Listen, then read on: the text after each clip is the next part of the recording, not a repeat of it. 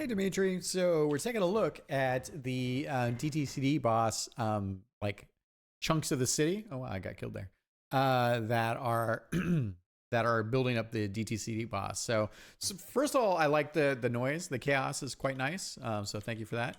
I think part of what I might be responding to right now is.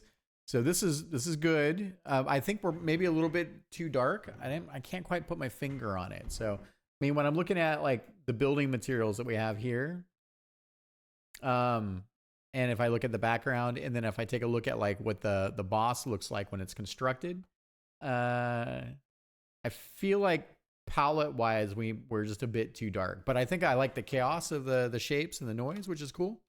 So and I think what I'm taking a look at, probably what I'm missing a little bit here, if I can get a good shot of it. Yeah, there we go. So,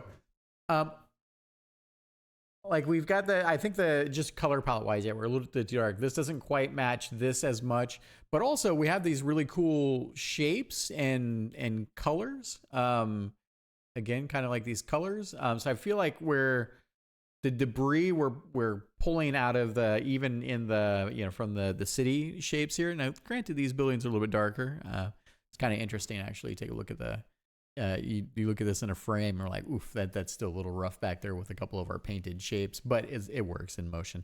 Anyways, my point though is that I think we're close, but we're not quite there yet. So maybe we can brighten it up a little bit more, or maybe match the kind of neon pinks a little bit more.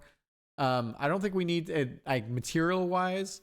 If I'm looking at this here, I mean, granted, this is what we're looking at here in the back of the city.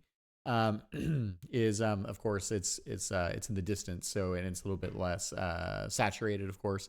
So maybe we pull the saturation down just a little bit, or we. While it's pulling the materials, what it winds up kind of reconstituting them into, maybe that's partly some of the color palettes that we have here with we've got a bit of the reds, and a little bits of the yellows, the yellow glows.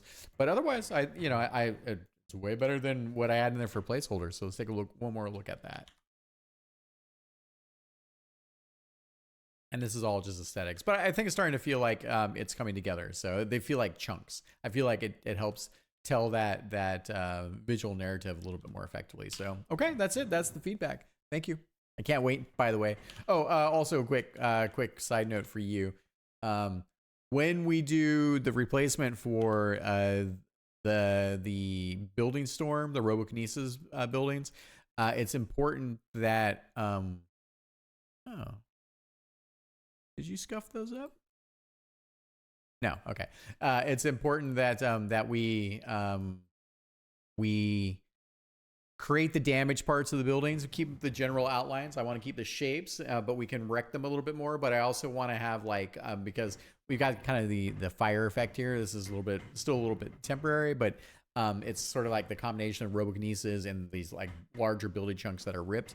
And I really want to make sure that for visibility's sake, that when we rip open the buildings, right, that they also have these kind of like red or hot yellow glowing like outer cores. It's like the machinery of the building is like superheated, but it's also to serve the gameplay aspect of essentially being able to see the shape outlines, especially when they overlap in the building storm section. So there's those two there, and then we also have, where's the last one? Yeah, we have these guys down here. So, and I'm really looking forward to you transforming these guys down here too as well. So again, it's important that we keep the general shape, so we can't scuff them. Because it has gameplay implication, but I think that look of like, hey, these are buildings ripped out of the environment. I think we can really dial into that. It's going to be really good. All right, thank you very much.